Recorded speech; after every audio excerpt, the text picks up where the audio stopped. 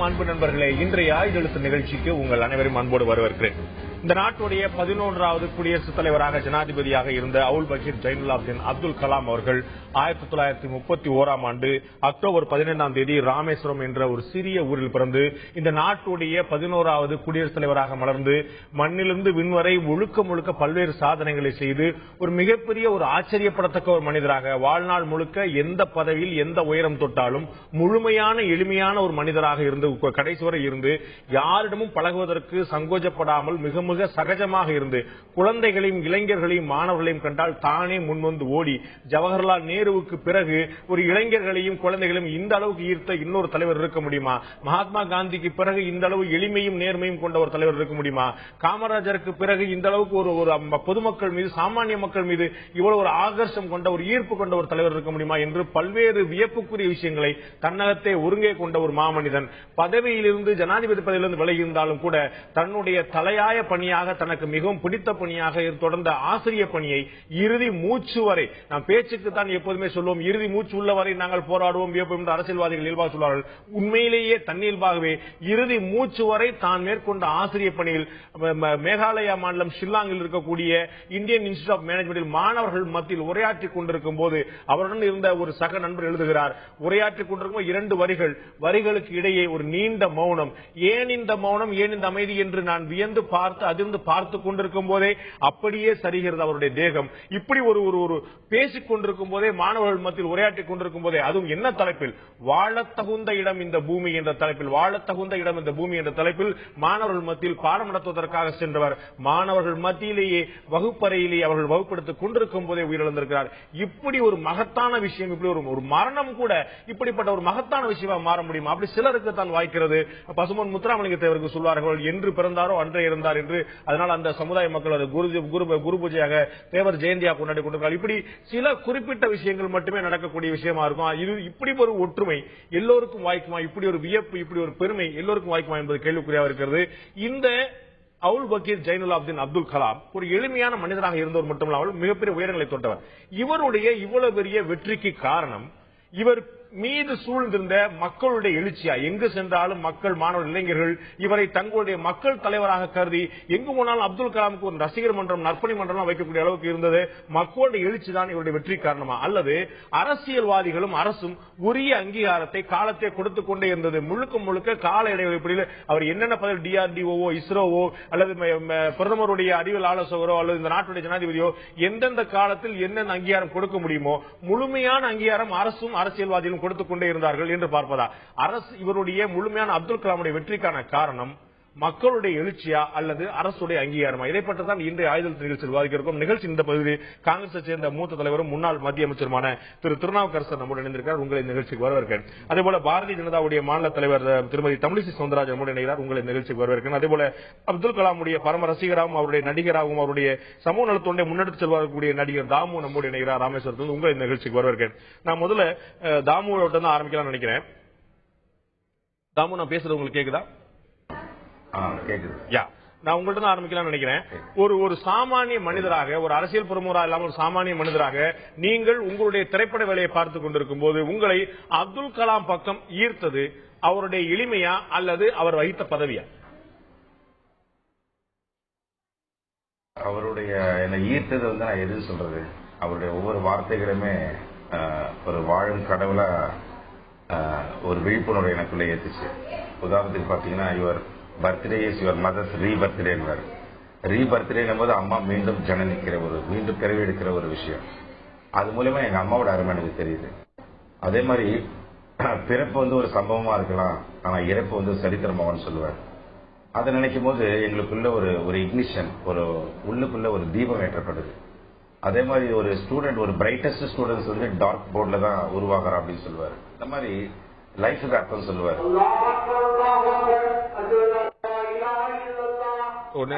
தொடர்ந்து நம்ம பேசுவோம், நிறைய விஷயங்கள் இருக்கு. அங்கே ஏற்கனவே ராமேஸ்வரத்துல அப்துல் கலாமுடைய உடல் வரக்கூடிய இடத்துல ராமேஸ்வரத்துல இருக்கிறார் திரு தாமு அவர்கள். அங்க தொழுகை நடக்கக்கூடிய காட்சிகள் கூட நம்ம அவருடைய சத்தத்தை கூட நம்ம கேட்டோம். தொடர்ந்து உங்கள்ட்ட வர நான் தாமு, நான் முதல்ல தமிழிசை சவுந்தரராஜன் கேட்க விரும்புறேன். நீங்கள் பாரதிய ஜனதா கட்சியுடைய மாநில தலைவராக இருக்கிறீர்கள். ஆனால் அப்துல் கலாமை அவருடைய பன்முகப்பட்ட பார்வையை நீங்க தொடர்ந்து அவதானிச்சு வந்திருக்க முடியும். அவர் ஜனாதிபதியா இருந்த காலத்துல நம்ம இந்த நிகழ்ச்சியில் வச்சிருக்கக்கூடிய பிரதானமான கேள்வி அடிப்படையில் ஜனாதிபதியா இருந்த காலத்துல அவருடைய செயல்பாடு அது மக்கள் பால் ஏற்படுத்திய ஒரு தாக்கம் அல்லது மக்கள் அவருக்கு வந்து ஏற்கனவே ஒரு மிகப்பெரிய ஒரு மக்கள் தலைவராக அவரை உருவாக்கி வைத்திருந்தார்கள், அதனால் ஏற்பட்ட ஒரு நிறைவு, அதனால் ஏற்பட்ட ஒரு வெற்றி. இந்த கலாம் என்ற மனிதருடைய வாழ்வில் நீங்கள் முழுமையாக பார்ப்பது அரசு அவர்கள் கொடுத்த அங்கீகாரமா அல்லது மக்களுடைய எழுச்சியா? மக்களுடைய எழுச்சி இருந்தது என்பதில் எந்தவித மாற்று கருத்தும் இல்லை. ஆனால் எப்படிப்பட்ட எளிமையான மனிதராக இருந்தாலும், எப்படிப்பட்ட திறமையாளர்களாக இருந்தாலும், எப்படிப்பட்ட சாதனையாளராக இருந்தாலும் அவருக்கு ஏற்ற அங்கீகாரம் கொடுக்கப்படும் பொழுதுதான் அதுவும் இன்னும் அதிகப்படியான நபர்களையும் அதிகப்படியான மக்களையும் அதிகப்படியான இளைய சமுதாயத்தினையும் சென்று அடைகிறது. ஆக எவ்வளவு அவரின் முழுமையான திறமை, அந்த திறமையும் அந்த ஆளுமையும் தான் அவரை குடியரசுத் தலைவராக ஆக்கியது என்பது உண்மை. ஆனால் குடியரசுத் தலைவராக ஆன பின்பு அவரது இன்னும் அதிகமாக அவரது புகழும் மக்களை சென்று அடைந்தது. ஆக ஒரு அங்கீகாரம் கிடைக்கும் பொழுது அது முழுமை அடைகிறது. ஒருவேளை குடியரசுத் தலைவராக இல்லாமல் விஞ்ஞானியாக மட்டுமே அவர் இருந்திருந்து அவர் நாடு முழுவதும் அவர் சுற்றுப்பயணம் செய்து நாடு முழுவதும் இளைஞர்களை சந்தித்திருந்தாலும் கூட ஒரு குடியரசுத் தலைவர் நம்மை வந்து சந்திக்கிறார் என்ற நிலைப்பாடை இளைஞர்கள் எடுக்கும் பொழுது அது இன்னும் முக்கியத்துவம் வாய்கிறது என்று நான் கருதுகிறேன். அதற்காக பதவி அவருக்கு பெருமை சேர்த்தது என்று நான் சொல்லவில்லை. பதவிக்கு அவர் பெருமை சேர்த்தார். அதே சமயத்தில் ஒரு அங்கீகாரம் கிடைக்கும் பொழுது அது இன்னும் அதிக பலன் பெற்றது இந்த சமுதாயம் என்பது எனது கருத்து. திருநாவுக்கரசர் சார் அவர்கள் உங்கள்கிட்டையும் அதே கேள்வி. மக்களுடைய எழுச்சி இன்னைக்கு வரைக்கும் நம்ம பாக்குறோம். ஒரு ஷில்லாங்ல வந்து அவருடைய சடலம் வந்து முதல் முறையாக மருத்துவமனையில் வெளியிட்டு வரும்போதே அந்த தகவல் தெரிந்து இளைஞர்கள் எல்லாம் பெருமளவில் திரண்டு அங்கேயே அப்துல் கலாமுக்காக அவருடைய இறுதி கோஷத்தை அவர்கள் வந்து வெளிப்படுத்தின ஒரு உணர்ச்சி பூர்வமான ஒரு காட்சியில் நம்ம பார்த்தோம். இளைஞர்கள்ட்ட எவ்வளவு பெரிய ஈர்ப்பு ஏற்படுத்திருக்காங்க. அந்த ஐஏ மாணவர்கள் வந்து இந்த உணர்ச்சி பெருக்குக்கு ஆளாயிட்டாங்க. காஷ்மீர்ல இருந்து கன்னியாகுமரி வரை இருக்கக்கூடிய எல்லா இளைஞர்களும் ஒட்டுமொத்தம் ஒரு அரசியல் தலைவர் எந்த தலைவருக்கு இவ்வளவு பெரிய எழுச்சி இருக்குமா? ஒரு மாபெரும் முதலமைச்சராக பிரதமராக ஆகக்கூடிய தலைவருக்கு இவ்வளவு பெரிய எழுச்சி இருக்குமா? மத இன மொழி ஜாதி எல்லா அடையாளங்களையும் தாண்டி சாத்தியமாங்கிற ஒரு கேள்வி இருக்கு. சோ இதை பிரதானமா முன்னிலை வைக்கிறதுன்னு சொல்லி சொல்லும்போது மக்களுடைய எழுச்சியா இல்லாட்டி அரசு அவருக்கு தமிழிசை அவர்கள் சொன்னது போல அரசு அவர்களுக்கு முறைப்படி பிரதமருடைய அறிவியல் ஆலோசகர் ஜனாதிபதி என்று முறைப்படியான அவர் கிடைத்த ஒரு அரசியல் ரீதியான அங்கீகாரம்? பாரத ரத்னா டாக்டர் அப்துல் கலாம் அவர்கள் பல முகங்களை பல பரிணாமங்களை கொண்டிருந்தவர். அதாவது ஒரு பல்வேறு துறைகளில் வந்து ஒரு விற்பனராக இருந்தார். பேசிக் ஆரம்பம்னு பார்த்தீங்கன்னா அவர் எங்கிருந்து வந்தார் அப்படிங்கிறது ஒரு ஏழ்மையான குடும்பம், ராமேஸ்வரம், வறுமையில் கஷ்டத்தில் சாதாரண தமிழ் பள்ளிக்கூடத்தில் அரசாங்க பள்ளிக்கூடத்தில் ஒரு இஸ்லாமிய படகோட்டி வாழக்கூடிய ஒரு சாதாரண குடும்பத்திலிருந்து ஒரு இங்க இருக்கிற மிக ஏழை இந்தியாவில் இருக்கிற ஏழ்மையில் இருக்கக்கூடிய ஒரு குடும்பத்தில் ஒருத்தருடைய குழந்தையாக பிறந்து அவர் படிச்சு அவர் சொன்ன வாழ்க்கையில் சொன்ன மாதிரி பேப்பர் போட்டு அதுல வருமானம் தேடி இப்படி வந்த ஒருவர் படிப்படியாக அதற்கு பின்னாடி அவரே ஒரு தடவை சொல்றார், நான் விமானியாக வர விரும்பினேன், அது நான் என்னால முடியல, என்ன நிராகரிக்கப்பட்டு விட்டேன். ஆனால் அப்படி நான் இருந்தா விமானியா வந்திருந்தா விமானம் ஓட்டிட்டு இருந்திருப்பேன். ஆனால் இன்று பல விமானங்களையும் ஏவுகணைகளையும் தயாரிக்கக்கூடியவனாக என்னை கடவுள் உண்டாக்கியிருக்கிறார், இயற்கை படைத்திருக்கிறது அப்படின்னு சொல்லுவார். அது மாதிரி அவர் எது அவருக்கு ஏற்பட்ட நெகட்டிவ் பாசிட்டிவ் எல்லாத்தையுமே மாற்றி இப்படி படிப்படியாக வந்த ஜனாதிபதிங்கிறது இந்தியாவில் நிறைய ஜனாதிபதிகள் இருந்திருக்காங்க, நிறைய பிரதமர்கள் இருந்திருக்காங்க. எல்லா ஜனாதிபதியும் கல்லூரிகளுக்கு போகலாம், மாணவர்கள்ட்ட பேசலாம். ஆனா இவர் அப்துல் கலாம் அந்த பதவியின் உடனே எல்லா கட்சிகளும் போட்டி போட்டு அவர் ஆதரிக்கக்கூடிய அவர் வரட்டும்னு நினைக்கக்கூடிய அந்த மனோபாவம் வந்தது. அந்த அளவுக்கு அவர் அங்கீகாரம் அவருடைய ஒவ்வொரு ஸ்டேஜிலையும் ஒவ்வொரு துறைகளிலையும் அவருடைய சாதித்த சாதனைகள் மூலமாக புகழின் உச்சியில் வந்துகிட்டே இருந்தார். அவர் கொஞ்சமா போயிட்டு இருந்தார். தவிர்க்க முடியாத ஒரு மாபெரும் செல்வாக்குள்ள மனிதராக மாறிக்கொண்டிருந்தார். நான் விவாதத்தை முன்னெடுக்க விரும்புறேன். நம்ம எல்லா கட்சிகளும் ஏற்கக்கூடிய தலைவராக இருந்தார் அப்படிங்கிற மாற்றுகள் யாரும் அரசியல் மாச்சரியங்கள் எந்த தலைவரும் வைக்கல. ஆனா அவர் இரண்டாவது முறையாக ஜனாதிபதியாக நீடிக்க வேண்டும் என்ற பேச்சு வந்த போது அது வாய்ப்பு கிடைக்காமலே போனதற்கான காரணம் அரசியல் கட்சிகளுக்கு மத்தியில ஒரு ஒற்றுமை இல்லாததான். 2007 இருந்து 2002 2007 வரைக்கும் இருக்கிறார். 2007 அவருக்கு வாய்ப்பு கிடைச்சிருந்தால் நான் நினைக்கிறேன் தயவுசெய்து பாண்டேக்கு என்னுடைய வேண்டுகோள் என்னன்னா, இன்று இந்தியாவில் இருக்கிற மக்கள் ஒரு மனிதர் இறக்கிற போது, அதுவும் உலகத்துல இறப்பு என்பது தவிர்க்க முடியாதது. இறக்கிற எல்லா மனிதர்களும் இறந்தான் ஆகணும். அதுவும் ஒரு குறிப்பிட்ட வயசுக்கு மேல 80, 83, 84 வயசுல இறக்கிற போது அதனுடைய தாக்கம் நான் நினைக்கிறேன் இந்த வயசுல இறந்த ஒருவருக்கு இவ்வளவு ஒரு மக்களிடத்துல ஒரு தாக்கத்தை, பாதிப்பை, தங்களுடைய குடும்பத்தில் ஒருத்தர் இறந்து போனது போல ஒரு துயரத்தை யாரும் உண்டாக்கியதாக நினைக்கவில்லை. நீங்க சொன்ன மாதிரி மகாத்மா காந்தி அவர் கொல்லப்பட்ட விதம், சுட்டு கொல்லப்பட்டார் தேசத்தந்தை. அது மாதிரி இவர் எதை அவர் விரும்பினாரோ, தன்னுடைய வாழ்நாளில் இளைஞர்கள குழந்தைகள்கிட்ட பேசுற போது நம்ம பார்க்கிற ஒரு குழந்தையாவே மாறிடுவார். பள்ளி எலிமெண்டரி ஸ்கூல்ல பேசுற போது கூட ஒரு சின்ன குழந்தை கேள்வி கேட்டா அந்த குழந்தை மாதிரியே அதுக்கு பதில் சொல்றது, இளைஞர்கள் மத்தியில் ஒரு இளைஞராகவே மாறிடுவார். அது மாதிரி இந்த தேசத்தில் இருக்கிற அவரே ஒரு பேசும்போது சொன்னார், இந்த மாதிரி உலகத்தில் இருக்கிற எந்த நாட்டிலையும் இந்தியாவில் இருக்கிற மாதிரி இளைஞர்கள் சக்தி உலகத்தில் எந்த நாடுலையும் இல்லை. அது ஒரு பலன் சொன்னார். இந்தியாவில் இளைஞர்களுடைய சக்தியை வேற யாரையும் விட முதல்ல கண்டறிந்து வெளியே சொன்னது. அதை பின்னாடி இருக்கக்கூடிய அரசியல் தலைவர்கள் ஒரு ஓட் பேங்கா மாற்றுறதுக்கான ஒரு உந்து சக்தியாக இருந்தது. அவங்களை டார்கெட் பண்ண வேண்டிய ஆட்கள் இளைஞர்கள் நிறைய இருக்காங்க சொல்லி முதல்ல அடையாளப்படுத்தியது அப்துல் கலாம் தான். என்னுடைய கேள்வி என்ன, நாம அவர் சரியா செயல்பட்டாரா இல்லையாங்கிற அரசியல் பேசல. அரசியல் அப்துல் கலாம் அவர்கள் அரசியல் முடிவுகளை சரியா எடுத்தாரா தவறா எடுத்தாரா, அவர் விமர்சனத்துக்கு உட்பட்டவரா அப்பாற்பட்டவரா என்ற கேள்வி நான் போல அவரை இந்த தேசம் சரியாக பயன்படுத்தி கொண்டதா? நான் என்ன நினைக்கிறேன், இன்று அவர் மறைந்து அவரை பத்தின நல்ல நினைவுகள் எனக்கு தெரிய எந்த அரசியல்வாதிகளா இருக்கட்டும், பத்திரிகையா இருக்கட்டும், விமர்சகர்களா இருக்கட்டும், யாரும் அவரை டாக்டர் அப்துல் கலாம் அவர்களை குறை சொல்லுகிற மனிதர்களே இந்த பூமியில இல்ல, இந்தியாவில் இல்லைன்னு சொல்லுவேன். அது மாதிரி இருக்கிற போது நான் சொல்றேன், அவர் என்ன நன்மைகள், அவரால் என்ன இந்த நாடு தேசம் பலனடைந்தது, இந்த தேசத்தை என்ன நிலைக்கு அவர் உயர்த்த நினைத்தார், இந்த மாதிரி உயர்வான கருத்துக்களை பேசுவது நல்லதுன்னு நான் நினைக்கிறேன். ஜனாதிபதியா இருந்தார், பணியாற்றினார். அவர் ஏன் இரண்டாவதுக்கு வரல, அவர் காரணமா இதை பத்தின விமர்சனங்களை தவிர்ப்பது நல்லது என்பது சரித்திரம் தானே. அதாவது நாம எந்த எதிர்மறை கருத்துக்களை இங்க சொல்லல, ஆனால் சிறப்பாக செயலாற்றிய ஒருவர் ஏழ்மையில் இருந்து அவரை பற்றிய முழுமையாக தெரிந்த பின்பும் இரண்டாவது முறையாக அவருக்கு முழுமையான ஒரு ஆதரவை தரவில்லை என்பது சரித்திரம் தானே.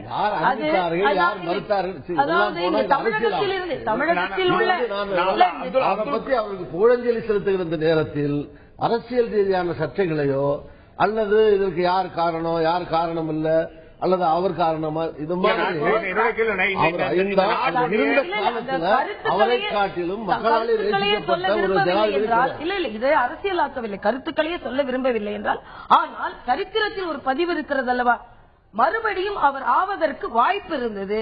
அதை பல கட்சிகள், பாரதிய ஜனதா கட்சி உட்பட பல கட்சிகள் ஆதரித்தன.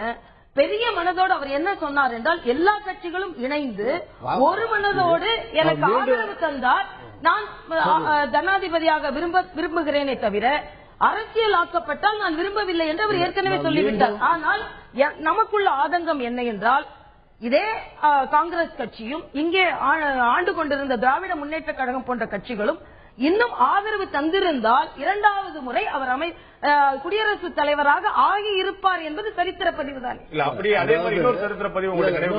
அவர் வேட்பாளராக பிஜேபி அறிவிச்சோ மற்ற கட்சிகள் நிராகரிச்சோ இதெல்லாம் நடக்கல, பேச்சுவார்த்தை நிலையிலேயே நடந்தது.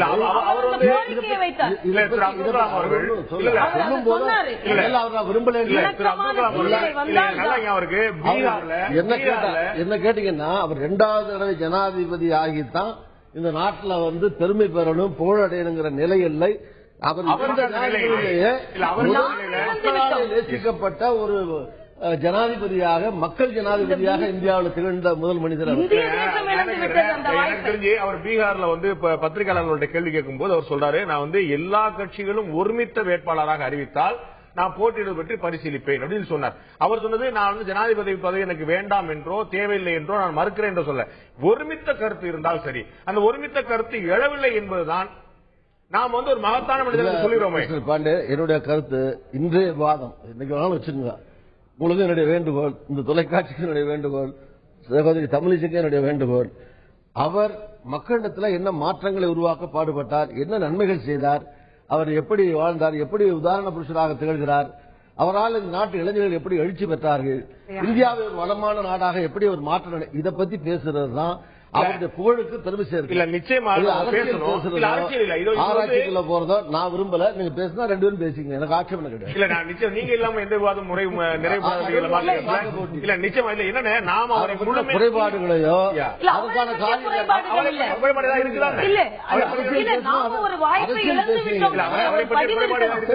பதிவு பண்ணிட்டீங்க. அதை விட்டுட்டு வேலை இது தொடர்பான விவாதங்கள் தான் செய்யலாம் பார்த்தேன். ஏன்னா 2007 2002 2007 5 ஆண்டுகள் முழுமையான ஜனாதிபதி பதவியேற்றார். அப்போதும் ஒரு வாய்ப்பு அவருடைய கதவை தட்டியது. அதன் பிறகு 2012 பிரதிபா பாட்டீல் ஜனாதிபதியாக இருந்த பிறகு பிரணாப் முகர்ஜி ஜனாதிபதியாக இந்த நாட்டுடைய 13வது குடியரசுத் தலைவர் முன்னாடி மீண்டும் ஒருமுறை வந்தது. அப்போது பாரதிய ஜனதா சங்மாவை ஆதரித்ததா அல்லது குடியரசுத் தலைவராக அப்துல் கலாமை திரும்ப கொண்டாடலாம் சொன்னதா? சோ இது போன்ற விஷயங்கள்ல காங்கிரஸ் கட்சி மட்டும்தான் நிலைப்பாடு எடுத்திருக்கா, மற்ற கட்சிகள் நிலைப்பாடு. உண்மையிலேயே இந்த ஜனாதிபதி பதவி தேர்தல் மட்டுமில்லாமல் இந்த நாடு அப்துல் கலாம் போன்ற ஒரு மாபெரும் மனிதரை முழுமையாக பயன்படுத்திக் கொண்டதான்.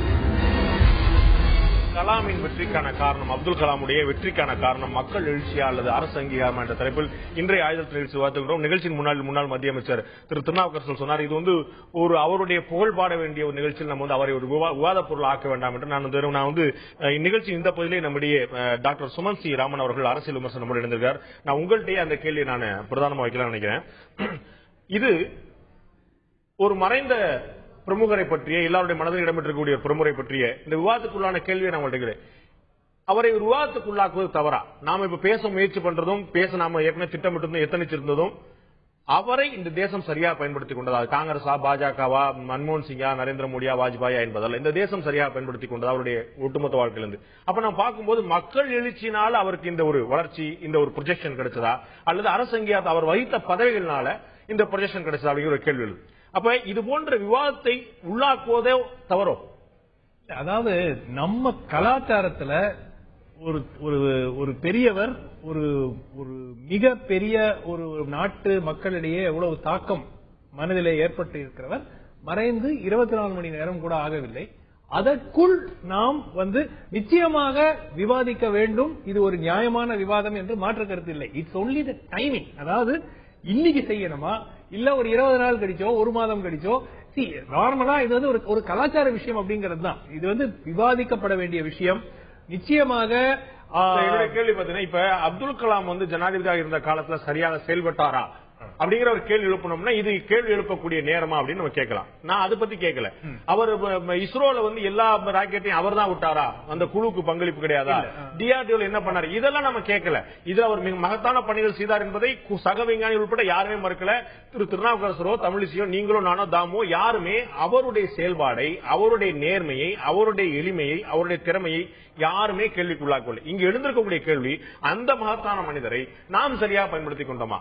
பயன்படுத்தினோம் என்றால் மிகச்சரி, இல்ல பயன்படுத்த தவறினோம் என்றால் நீங்க கேட்கிற கேள்வியே பெரும்பாலான 2வது டேர்ம் அவருக்கு கொடுக்கப்பட்டிருக்குமா வேண்டாமா? அதுதான் முதல் கேள்வி. இன்னும் நிறைய கேள்வி வச்சிருக்கேன். இல்ல அந்த முதல் கேள்விக்கு பதில் சொல்றேன் பாருங்க. அல்ல, அதாவது இந்திய அரசியல்ல ஒரு கன்சென்சஸ் எமர்ஜ் ஆச்சு. பாபு ராஜேந்திர பிரசாத்துக்கு பிறகு எந்த ஒரு ஜனாதிபதிக்கும் 2வது டேர்ம் கொடுக்கப்படவில்லை என்பது. ஆனால் ஒவ்வொரு ஜனாதிபதியும் அதுல லிஸ்டை போட்டு சர்வபள்ளி ராதாகிருஷ்ணன் முதல் திரு வி.வி. கிரி உள்பட, திரு கே.ஆர். நாராயணன் உள்பட, திரு சங்கர் தயாள் சர்மா உட்பட எல்லோருமே 2வது டேர்முக்கு விருப்பம் தெரிவித்தவர்கள். அதனால இது ஒரு கன்வென்ஷன். திரு அப்துல் கலாமுக்கு மட்டும் ஒரு 2வது டேர்ம் மறுக்கப்பட்டது. அவர் ஒருமனதாக ஒரு கேண்டிடேட்டாக இருந்தால் அவர் ஒத்துக்கிறார் தான் சொன்னார். என்ன எலெக்ஷன்ல கண்டெஸ்ட் பண்ண மாட்டேன் அப்படின்னு தான் சொன்னாரு இந்த பிரசிடென்ட். உங்களுக்கே தெரியும், திரு வி.வி. கிரியோ, திரு சங்கர் தயாள் சர்மாவோ மற்றவர்களே ஒப்பிடும் போது நம்ம இன்னைக்கு 13வது ஜனாதிபதி நம்மோட இருக்கிறாரு. இப்ப அந்த 13 ஜனாதிபதிகள்ல இவர் வந்து ஒரு தமிழராக நம்ம பார்க்காம, நம்மோட உணர்வுல பொருந்தியவரா பார்க்காம, ஒரு எமோஷனல் சென்டிமெண்ட் ரீசன்ஸ் இல்லாம இயல்புலேயே ஷில்லாங்ல நடந்த விஷயத்தை நான் சொல்றேன், இயல்புலேயே வந்து ஒரு மகத்தான மனிதராக, ஒரு திரு திருநாவுக்கரசர் சரியா குறிப்பிட்ட ஒரு மக்கள் குடியரசுத் தலைவராக, ஒரு பாலிட்டிஷியன் யாரோ ஒருத்தர் ஜனாதிபதி மாளிகையில் இருந்தாங்கிறது இல்லாம அவர் வந்து ஒவ்வொரு அசைவிலையும் மக்களை தொட்டார். அவருக்கான 2ஆம் முறையும் மற்ற 12 பேருக்கான 2ஆம் முறையை ஒப்பிட முடியும் இல்ல. நீங்க 2012 எடுத்துக்கிட்டாலும் சரி, 2007 எடுத்துக்கிட்டாலும் சரி, மக்களிடையே அபிப்பிராயத்தில் எந்த விதமான மாற்று கருத்து இல்லை. இவருக்கு இன்னொரு டேர்ம் கொடுக்கிறது தான் he was the most popular president in living memoryங்கிறது எந்த விதமான மாற்று கருத்து இல்லை. சின்ன கருத்தை நான் சொல்ல விரும்புறேன். அதுவரைக்கும் அரசியல்வாதிகளை, தன் கட்சியை சார்ந்தவர்களை, மூத்த தலைவர்களை குடியரசுத் தலைவர்களாகவே நியமித்துக் கொண்டிருந்த இந்த பாரத தேசம் முதல் முறையாக இந்த நாட்டிற்கு விஞ்ஞானத்தில், விண்வெளியில் சேவை செய்த ஒரு மாமனிதனை குடியரசுத் தலைவராக ஆக்கி அழகு பார்த்து ஆக வேண்டும். அது இந்த இளைஞர்களுக்கு ஒரு வழிகாட்டியாக இருக்க வேண்டும். அரசியல்வாதிகள் மட்டுமல்ல, இந்த நாட்டிற்கு சேவை செய்தவர்களும், எந்தவித அரசியல் சாயமும் இல்லாதவர்கள், கட்சி சார்புள்ள இல்லாதவர்கள், சார்பில்லாதவர்கள், இன்னும் சொல்ல போனால் எந்த விதத்திலும் ஆளும் கட்சிக்கு தொடர்பில்லாத, ஆனால் அதே சமயத்தில் நியாயமாக அவருக்கு கிடைக்க வேண்டிய ஒரு பதவி கிடைக்க வேண்டிய திறமையாளர், சமூக சேவகர், இந்த நாட்டிற்கு சேவை செய்தவர் என்ற முறையில் அவரை வாஜ்பாய் தலைமையில் உள்ள அந்த தலைவர்கள் கண்டெடுத்து அவரை முதலில் ஜனாதிபதி ஆக்கியதற்கு நாம் நிச்சயமாக ஒரு சின்ன பாராட்டையாவது சொல்லியாக நிறைய பாராட்ட தெரிவிச்சிருவோம். முதல்ல பிசி அலெக்சாண்டர் பேர் வருது. அது ஹிஸ்டாரிக்கலா நம்ம பாத்துருவோம். பிசி அலெக்சாண்டர் பேர் வருது. பிசி அலெக்சாண்டர் பேர் வந்து காங்கிரஸ் கட்சி ஏற்றுக்கொள்ள மாட்டேங்குது. பிசி அலெக்சாண்டர் காங்கிரஸ் தலைவர்ல இருந்து வந்தாலும் அப்ப வந்து அவர் சர்ச்சை ஏற்படும் போது அது வந்து ஒத்துக்க மாட்டேங்கிறாங்க. அதுக்கப்புறம் கிருஷ்ணகாந்த் வைஸ் பிரசிடென்டா இருக்கும் போது அவரை வந்து ஜனாதிபதியாக பதவியேற்க வைக்கலாங்கிற ஒரு ப்ரொபோசல் வருது. அப்புறம் முலாயம் சிங் யாதவ் போய் டாக்டர் கலாமுடைய பேர் சொல்றாரு. அதுக்கு அப்போ பாஜக அதுக்கப்புறம் அவர் ஏற்றுக்கொண்டு சந்திரபாபு நாயுடைய விருப்பம் வந்து முதல்ல கிருஷ்ணகாந்த் வந்து சந்திரபாபு நாயுடைய முதல்ல சொன்னது வந்து முலாயம் சிங் யாதவ் தான். அதன் பிறகு வந்து நாயுடுவும் ஏற்றுக்கிறோம். அதன் பிறகு பாஜக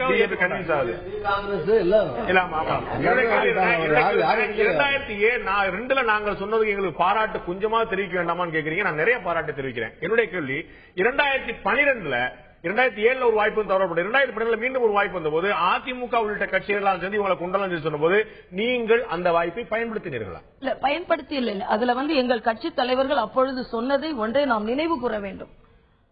அவர் ஏற்கனவே 2வது முறை அவர் முன்னிறுத்தப்படும் பொழுது எல்லா கட்சிகளும் இணைந்து ஒரு ஒத்த கருத்து வந்தால் மட்டுமே நான் ஜனாதிபதியாக இருப்பேன் என்று சொன்னார். இந்த முறை அவரை ஒரு அரசியல், அதாவது அவரை ஒரு அந்த ஒரு நிலைக்கு ஆளாக்க வேண்டாம் என்ற ஒரு நிலைப்பாடைத்தான் பாரதிய ஜனதா கட்சி எடுத்ததே தவிர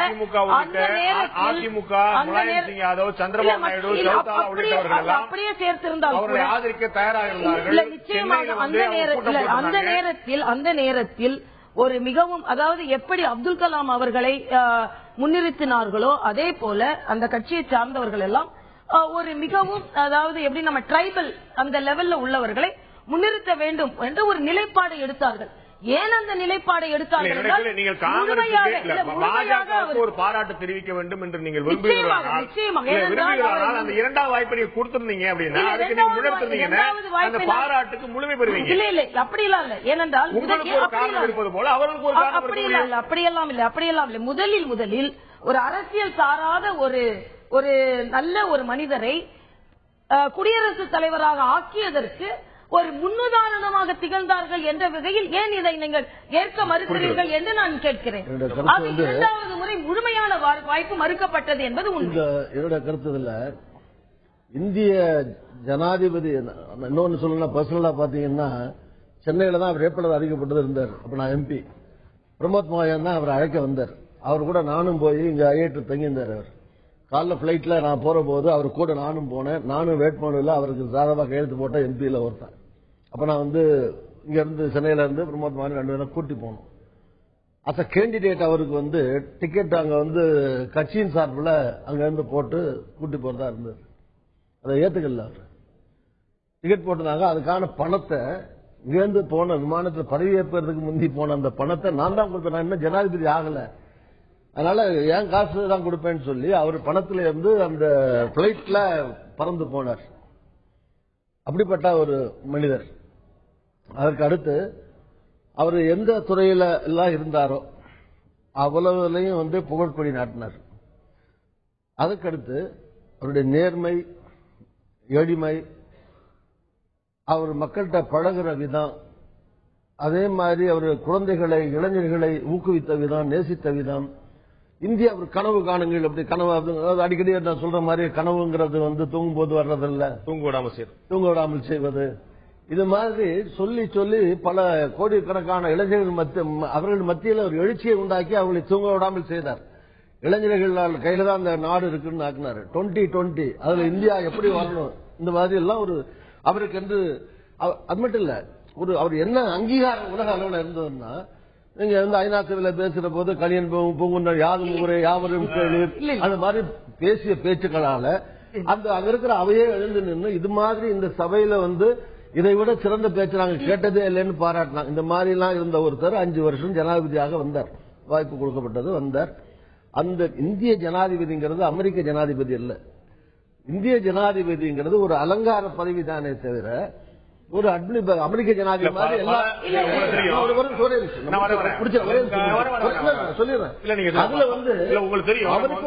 ஒரு முடிச்ச பிளீஸ் உங்கள்ட்ட தான் போறேன். இப்ப அலங்கார பதவி நம்ம சொல்ல முடியாத நிலைமை பல சந்தர்ப்பங்கள்ல வந்தது.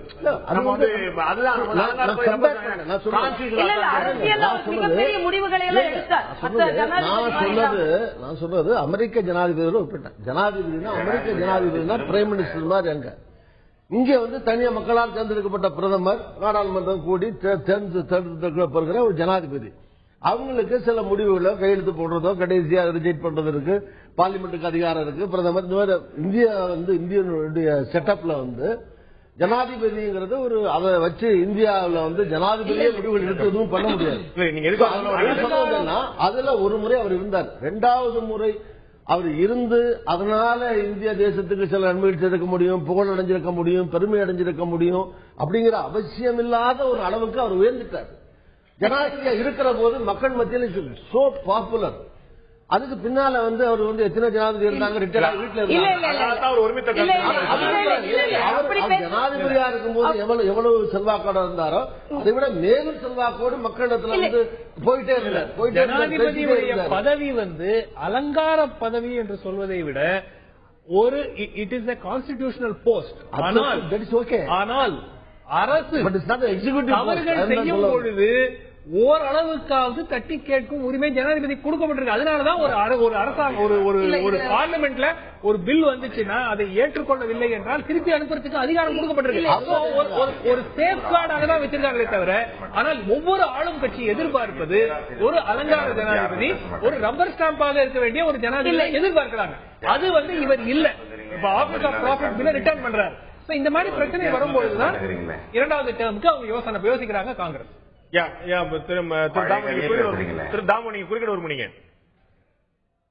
அதாவது ஒரே ஒரு கருத்தையே இந்த 1 மணி நேரம் பேசுறதா நீங்க முடிவு எடுத்துட்டீங்க.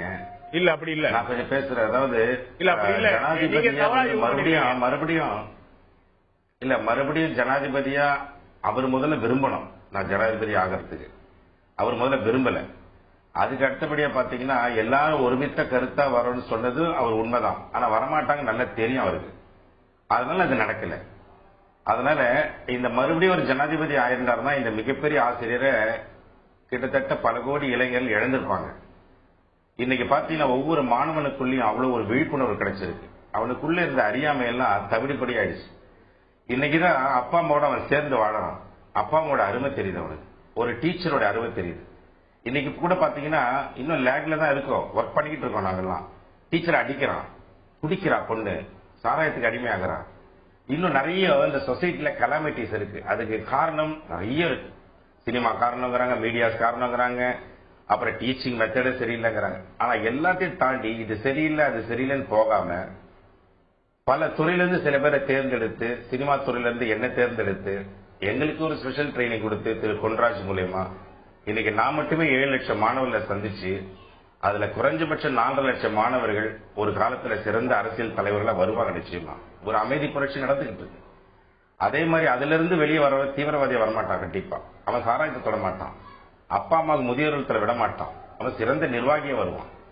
ஒவ்வொரு மாணவனுக்குள்ளேயும் நாங்க 1000 IAS அதிகாரி உள்ள போடுறோம், IPS அதிகாரி உள்ள போடுறோம். ஏன்னா கலாம் சாருடைய கனவு 2020க்குள்ள நோயில்லாத நாடு. நோயில்லாத நாடை உருவாக்கணும்னா முதல்ல நான் நோய் இல்லாம இருக்கணும். என் பாடி செல்லை பத்தி தெரியணும், என்னுடைய அனாட்டமி தெரியணும், என் லிவர் எங்க இருக்குன்னு தெரியணும். 500 வேலை செய்யற லிவரை பத்தி கலாம் சார் சொல்லி கொடுத்தாரு. உள்ள இருக்கிற பிராங்கியல் ட்ரீக்கு வெளியில பொட்டானிக்கல் ட்ரீ அவசியம். நான் மட்டுமே 3 லட்சம் மரம் நட்டிருக்கேன். என் நண்பன் விவேக் அவன் 7 லட்சம் மரம் நட்டிருக்காப்ல. சோ அவர் என்ன பண்ணிட்டு இருக்கிறாருங்கிறது நிறையவே பேசவே மாட்டேங்குது. திருப்பி திருப்பி அந்த ஏதோ ஒரு பேசுறீங்க, எங்களுக்கு ரொம்ப ஆச்சரியமா இருக்கு. இதெல்லாம் கூட இப்படிலாம் கூட பேச முடியுமான்னு. நீங்க பேசுறதெல்லாம் கரெக்டா இருக்கு, ஆனா இதை தாண்டி ஒரு விஷயம் போயிட்டு இருக்கு. ஒரு வார்த்தை அவர் சொன்னா கூட அதுக்குள்ள ஒரு மிகப்பெரிய டிரான்ஸ்பர்மேஷன் நடக்குது. எங்களை கூப்பிட்டு ஒரே வார்த்தை தான் சொன்னார், மாணவர்களுடைய பயணத்தை விட்டுடாதீங்க. அப்பார்ட் ஃப்ரம் சினிமா உனக்கு என்னைக்கு வேணா வந்திருந்தாமோ, you got succeed in that. ஆனா மாணவர் நோக்கிய பயணம் எடுத்துக்கணும், கையில முழு பயணம் போனோம், டெடிகேட் பண்ணுவியான்னு கேட்கிறாரு. ஒப்படைச்சிட்டோம். கிட்டத்தட்ட நிச்சயமாக உங்களுடைய அற்புதமான பயணம் நிச்சயமா தெரியாது, யாரும் மறுக்கல. நீங்க மட்டும் இல்லாம நிறைய பேர் அந்த பயணத்துல தொடர்ந்து இருந்திருக்காங்க. நீங்களே குறிப்பிட்ட திரு விவேக் உட்பட பலர் இருக்காங்க. இன்னும் நம்முடைய நேர் ஒருத்தர் நம்ம இணைப்புல இருக்கார், கிருஷ்ணகிரி சேர்ந்த திரு ராஜ்குமார் நம்ம இணைப்புல இருக்கார். திரு ராஜ்குமார், உங்களுடைய பார்வை திரு அப்துல் கலாமுடைய இந்த அபரிமிதமான ஒரு அற்புதமான வெற்றிக்கான காரணம் மக்கள் எழுச்சியா அல்லது அரசு அங்கீகாரமா? உங்களுடைய பார்வை திரு ராஜ்குமார். ஐயா வணக்கம். ஐயா நான் கிருஷ்ணகிரி மாவட்டத்துல இருந்து ராஜ்குமார் பேசுறேன். ஐயா எங்க மாவட்டத்துக்கு வந்தாருங்க ஐயா, ஒரு தனியார் பள்ளிக்கு வந்திருந்தாரு. அப்போ எனக்கு அவரை பாக்கிறதுக்கு வாய்ப்பு எனக்கு கிடைச்சதுங்க ஐயா. அவரை போய் பார்க்க போயிருந்தோம், எல்லாருமே போயிருந்தோம், எங்க ஃப்ரெண்ட்ஸ் எல்லாம் போயிருந்தோம்.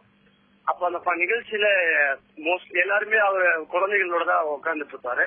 அந்த மாதிரி மேடையில உட்கார்ந்துட்டு இருக்கும்போது அந்த விழாவை துவக்கி வச்சு அவரு கேள்வி பேச ஆரம்பிக்க போறாருங்கய்யா. அந்த மாதிரி போகும்போது ஒரு சின்ன குழந்தை இருந்து, ஐயா நான் ஒரு மொழியில நான் என்ன மொழியில கேட்கறது உங்களுக்கு கேட்ட கேள்வி அப்படின்னு கேக்குறாங்க. அப்ப அந்த ஐயா சொல்றாரு, நீ எந்த மொழியில வேணாலும் என்கிட்ட கேளுமா, நான் பதில் சொல்ல தயாரா இருக்கேன் அப்படிங்கிறாரு. அப்போ அந்த பொண்ணு கேக்குது, அது ஏதோ ஒரு கிரேக்க மொழியில அந்த கொஸ்டின் கேட்டுச்சு, எனக்கு தெரியல அந்த அளவுக்கு இல்ல. அப்போ அவரு அதுக்கான மொழியில ஆன்சரை சொல்லிட்டாரு. அப்போ நான் சொன்ன பதிலுக்கு உங்களுக்கு ஆன்சர் தெரியுதா இல்லன்னு தெரியல, பட் ஆனா யாரோ உனக்கு கேள்வி கேட்க வச்சிருக்காங்க அப்படின்னு சொல்லி சொன்னாரு. அதுக்கு பதில் மறுபடியும் தமிழ்ல எனக்கு மொழியாக சொன்னார். அவர் எல்லாருக்குமே சொன்னாருங்க. இது நான் என்ன சொல்ல வரேன்னா, அவருடைய பொன்னான நினைவுகளை, நாட்களை, அவருக்கு சேர்ந்த ஒரு விஷயங்களை மட்டும் இந்த இடத்துல பேசணும்னு ஆசைப்படுறேங்க. ரொம்ப நன்றி ராஜ்குமார், உங்களுடைய கருத்துக்களை பகிர்ந்து கொண்டதுக்கு ரொம்ப நன்றி. நம்ம தொடர்ந்து அதுதான் பேச போறோம். அவர் இறுதி நாளை ஷில்லாங்ல, மேகாலய மாநிலம் ஷில்லாங்ல இறுதி நாளை பயன்படுத்தும் போது அவர் தன்னுடைய உடன் பயணித்த நண்பனை சொல்லியிருக்கார், பாராளுமன்றம் என்னை மிகப்பெரிய கவலைக்குள்ளாக்குறது, பாராளுமன்றம் அமைதியா இயங்குவதில்லை. நான் 2 ஆட்சிகளை பார்த்திருக்கேன். 2002 2004 வரை வாஜ்பாய் ஆட்சியை பார்த்திருக்கேன், 2004 2007 வரை மன்மோகன் சிங் ஆட்சியை பார்த்திருக்கேன். பாராளுமன்றம் இப்போது ஏன் இவ்வளவு தூரம் அமளிதுமளிப்படுகிறது என்ற என்னுடைய கவலைக்கு பதில் கிடைக்கலை. மாணவரிடம் கேட்டு பார்க்கலாமா என்று கேள்வி எழுப்பியிருக்கிறார். அப்புறம் அவரே சொல்லியிருக்கார், நம்மிடமே பதில் இல்லையே, மாணவரிடம் பதில் எப்படி கிடைக்கும், நாம் ஒரு பதில் தயாரிக்க வேண்டாமா என்று மிகப்பெரிய கவலை. பாராளுமன்றம் சரியாக இயங்குகிறதா இல்லையா என்ற கவலை, இயங்குவதில்லை என்ற வேதனை அவருடைய மனதில் குத்திக் கொண்டே இருக்கிறது. அதற்கு அவருக்கு நாம் சொல்லக்கூடிய பதில் என்ன? கலாமின் வெற்றிக்கான காரணம் மக்கள் எழுச்சியா அரசு அங்கீகாரமா என்ற தலைப்பில் இன்றைய ஆயுதல் நிகழ்ச்சி விவாதித்துக் கொண்டிருக்கோம். நான் முன்னாள் மத்திய அமைச்சர் திரு திருநாவுக்கரசர் கேட்க விரும்புறேன். நீங்க சொல்லுங்க, நீங்க இந்த ஜனாதிபதி பதவி சொல்ல விரும்புறீங்க? இல்ல, எனக்கு தாமோட கருத்துல ஒரு மாற்று கருத்து இருக்குது. 2வது முறை அவர் குடியரசுத் தலைவராக ஆகிதான் சாதனை செய்திருக்க வேண்டும் என்றில்லை, ஒரு நல்ல ஆசிரியரை இழந்திருப்போம் என்று சொல்கிறார். எனக்கு அதில் மாற்று கருத்து இருக்கிறது. ஒரு குடியரசுத் தலைவர் குழந்தைகளை சென்று பார்க்கும் பொழுது, குடியரசுத் தலைவர் என்னோடு பேசுகிறார், அவரை போல நான் வர வேண்டும் என்ற அந்த குழந்தைகளுக்கு இருக்கிற தன்னம்பிக்கையே அதே வேறு. இன்னொன்று எல்லாரும் சொல்ற மாதிரி ரப்பர் ஸ்டாம்ப் அவர் இல்லவே இல்லை. அவர் சில தீர்க்கமான முடிவுகளை எடுத்தார். பிரதமராக யார் இருக்க வேண்டும் என்ற ஒரு தீர்க்கமான முடிவுகளை கூட இவர் எடுத்தார். அதனாலதான் சில நேரம் கருத்துக்கள் இருக்கு. அவருடைய புத்தகத்துல அவர் தெளிவா சொல்லிருக்காரு. அவர் எழுதின புத்தகத்துல அவர் ரொம்ப தெளிவா சொல்றாரு, நாங்கள் ஜனாதிபதி மாளிகை சோனியா காந்தியை பிரதமராக வரவேற்க தயாராக இருந்தது. நாங்கள் லெட்டரை டைப் பண்ணி வச்சிட்டோம். சர்ப்ரைசிங்லி மன்மோகன் சிங்கை கூட்டு வந்து இவர் தான் எங்களுடைய பிரைம் செக்ரட்டரி சொல்லும்போது இந்த மாதிரி டிஸ்பியூட் அவர்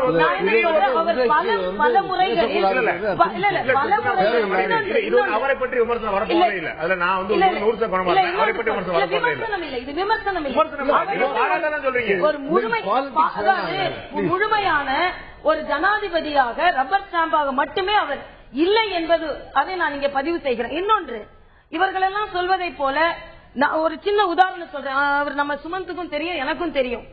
அவரை வந்து விண்வெளி நீங்க அடுத்ததுக்கு வாங்க. நீங்க முதல்ல நான் முடிச்சிடறேன், தவறான தகவல் பதிவாயிடக்கூடாது.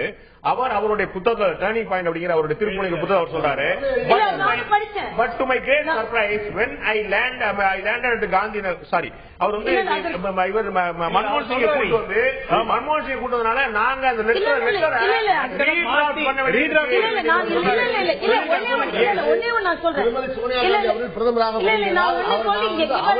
சில கருத்துக்களை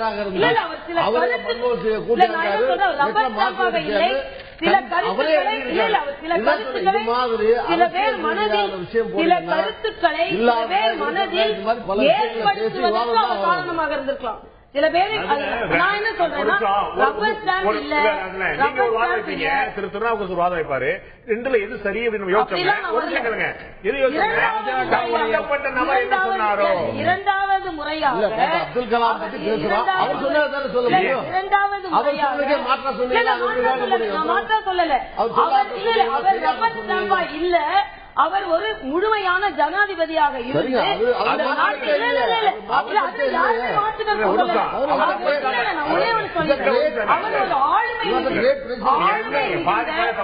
ஆளுமை மிகுந்த ஒரு ஜனாதிபதியாக இருந்தார். நான் இங்கே பதிவு செய்கிறேன். கூட அந்த பதவி அப்படிப்பட்ட சொன்னாலே தவிர அவர் அப்படி இருந்தார் என்று சொல்லவில்லை. நீங்க அவர் வந்து அவருடைய ஆளுமையை பயன்படுத்திய சந்தர்ப்பம் நிறைய இருந்தது, அதன் பிறகு முன்னாடி வந்தது. ஆனால் நீங்கள் சந்தர்ப்பத்தில் அவர் சோனியா காந்தியை பிரதமராக அழைக்க முழு அளவில் தயாராக இருந்ததை அவருடைய புத்தகம் என்ன விஷயம்னா, பாஜகவோட நிலை என்னன்னா, அந்த அதே தேதி அன்று ஒரு கடிதம் எழுதினார் காங்கிரஸ் தலைவர் சோனியா காந்தி அவர்களுக்கு. திரு கலாம் வந்து ஒரு கடிதம் எழுதினார். அதுக்கப்புறம் சுப்பிரமணிய சுவாமி போய் கேட்கிறாரு, அந்த லெட்டரை வந்து நீங்க பப்ளிக்கா ரிலீஸ் பண்ணுங்க அப்படின்னு ஒரு கேள்வி, ஒரு சர்ச்சை ஏற்பட்டுச்சு அந்த டைம்ல. அப்போ அந்த மாதிரி ஒரு கடிதம் எழுதப்பட்டதா இல்லையாங்கிறது இன்னைக்கு வரைக்கும் யாருக்கும் தெரியாது. சுப்பிரமணிய சுவாமி மெயின்டைன் பண்றாரு, அந்த கடிதம் போயிருக்கு, அந்த கடிதத்தை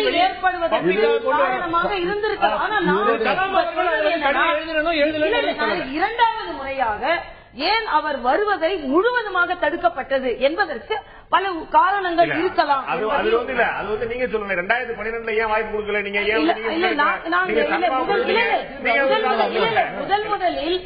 முதலில் அவரை ஒரு அரசியல் சாராத ஒரு தலைவரை கொண்டு வந்தது பாரதிய ஜனதா கட்சியின் கூட்டணி ஆட்சி.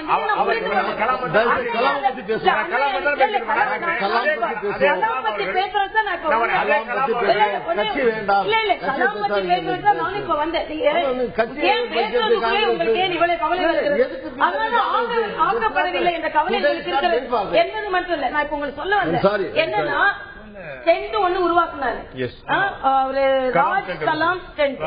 அது வந்து 2 பேருக்கும் எனக்கு மருத்துவ கல்லூரி மாணவர்கள் எப்ப வந்து இதை பத்தி எங்க கிட்ட சொன்னாங்கன்னா, அவர் ஜனாதிபதி ஆகி அவரை பற்றிய முழு விவரம் பத்திரிகைகளில் வரும்பொழுதுதான் அந்த போலியோ அஃபெக்ட் ஆனவங்களுக்காக அந்த வந்து விமானங்களில் மிக இலவான தகடுகளை வைத்து போலியோ மாற்றுத்திறனாளிகளின் வாழ்க்கையிலும் ஒரு மாற்றத்தை ஏற்படுத்தினார். அதே போல ஏழைகளுக்கு 1 லட்சம் கொடுத்து அந்த அடைப்பை ஏற்படுத்திய அடைப்பை சரி செய்ய முடியாத நிலையில் 7,000 இருந்து 10,000 ரூபாய்க்கு ஒரு ஸ்டெண்ட் செஞ்சார். இது எப்ப தெரிஞ்சது? இப்ப எப்ப தெரிந்தது என்றால், என்னிடமே வந்து நான் மருத்துவ கல்லூரி பேராசிரியராக இருந்த மருத்துவ மாணவர்கள் வந்து சொன்னது, ஜனாதிபதியாக அவர் ஆன பின்பு அவரை பற்றிய முழு விவரங்கள் பத்திரிகைகளில் வரும்பொழுது எங்களுக்கு இந்த முழு விவரம் தெரிந்தது. நான் என்ன சொல்கிறேன், குடியரசுத் தலைவர் என்ற அங்கீகாரம் ஜனாதிபதியாக இருந்த போது இருந்த பிறகு அவருடைய புகழ் பன்மடங்கு உயர்ந்தது என்பதில் மாற்று கருத்து இல்லை. ஜனாதிபதியாக ஆகாமல் தான் இன்று வரை தேசப்பிதா என்று மகாத்மா காந்தி சொல்லப்பட்டுக் கொண்டிருக்கிறார். சோ ஒரு பதவியில் இருக்க வேண்டிய அவசியம் இல்லை. ஒரு பாராளுமன்ற உறுப்பினராக கூட இல்லாமல் மகாத்மா காந்தி பெரியவரா, அதற்கு பிறகு வந்த 13 ஜனாதிபதி பெரியவரா கேட்டார். அந்த விவாதத்திற்கு பதவி இளைஞர்கள் மத்தியில் ஒன்னே ஒன்னு சின்ன கொஸ்டின் கேட்கிறேன். இளைஞர்களை அவர் சென்று சந்தித்தார். அவர் விஞ்ஞானியாக இருக்கும் பொழுதும் இளைஞர்களை சென்று சந்தித்தார். ஆனால் இளையவர்கள் எல்லோரும் சேர்ந்து எப்பொழுது அவரை சந்திப்பதை ஒரு முழுமையாக ஏற்றுக்கொண்டு எங்களை ஜனாதிபதியை வந்து சந்திக்கிறார்கள் என்று மிகவும் பிரபலம் அடைந்து எல்லா குழந்தைகளும் ஒரு ஜனாதிபதியிடம் கூட என்னால் கேள்வி கேட்க முடியும் என்ற தன்னம்பிக்கை ஏற்படுத்தியது எப்பொழுது? அது குடியரசுத் தலைவராக ஆன போது. 2 பாயிண்ட். ஒன்னு வந்து அரசியல் சார்புக்கு அப்பாற்பட்டவர். இப்போ இன்னைக்கு ஃபுல் விவாதமே பிஜேபி நாங்க தான் கொண்டோம், அவரை நாங்க தான் வந்து ஜனாதிபதி கொண்டோம், அந்த கிரெடிட் கிளைம் பண்றது காங்கிரஸ் வந்து நாங்களும் முதல்ல ஆதரிச்சோம். இதுக்கு அப்பாற்பட்டவர். இப்ப நம்ம பேசுறது அங்கீகாரம் கிடைக்க வேண்டும் அல்லவா? என்னோட ரெண்டாவது, அவரை வந்து நமக்கு அவருக்கு வந்து புகழாரம் சூட்டுறதுல அவர் சொன்ன விஷயங்களை கம்ப்ளீட்டா வழக்கம் போலதான் இந்தியா நம்ம அது வந்து ரொம்ப வழக்கம். ஒரு மனிதரை வந்து ஒரு கடவுளை போல் கொண்டு போய் உட்கார வச்சிருவோம், ஒரு சிலை வச்சிருவோம். ஆனால் அவர் சொன்னதுல ஒண்ணு கூட நம் நாட்டு மக்களோ அரசோ ஒரு தீவிரமான முயற்சி எடுத்து நடத்த. 3 உதாரணம் சிம்பிளா சொல்றேன். அவர் என்ன சொன்னாரு? Character in education. எஜுகேஷன்ல மாரல் சயின்ஸ் கொண்டாங்க, கேரக்டர் பத்தி கத்து கொடுங்க, நல்ல ஸ்ட்ராங் கேரக்டர். அதுக்கு என்ன அரசு என்ன செஞ்சிருக்கு சமீப காலத்தில்? ஒண்ணு. ரெண்டாவது, கிராமப்புறங்கள் வளர்ச்சி அடைவதற்கு டெக்னாலஜி பயன்படுத்தி டெலி எஜுகேஷன், டெலிமெடிசன். இந்தியாவில டெலிமெடிசன் பத்தி நான் சொல்றேன். டெலிமெடிசன்ல 300-400 சென்டர் அரசு எஸ்டாப்ளிஷ் பண்ணி 300க்கு மேல மூடியாச்சு. இது வந்து வாய் அளவுல திரு கலாம் வந்து நாங்கெல்லாம் ரொம்ப மதிக்கிறோம். உண்மையாகவே அவரை மதித்தால் அவர் சொன்ன விஷயங்களை நீங்கள் அரசு எடுத்து ஏன் நிறுத்து. இப்ப நான் சொல்றேன், இன்னைக்கு நம்ம ட்விட்டர்லயும் பேஸ்புக்லயும் அவன் போய் எக்கச்சக்கமான போஸ்ட் போட்டுட்டு கவிதை எழுதுறது எல்லாம் பண்றீங்க, நல்லதுதான்.